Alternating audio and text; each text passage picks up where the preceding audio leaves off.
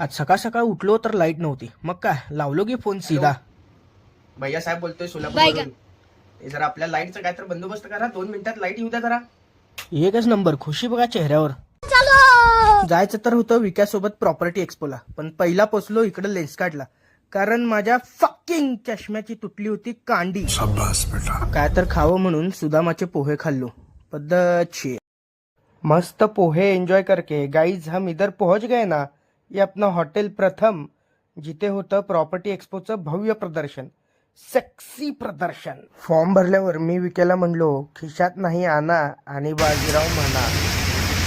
Site बघायला जात असताना जोरात पाऊस आला, पण नंतर साईटवर पोहोचलो.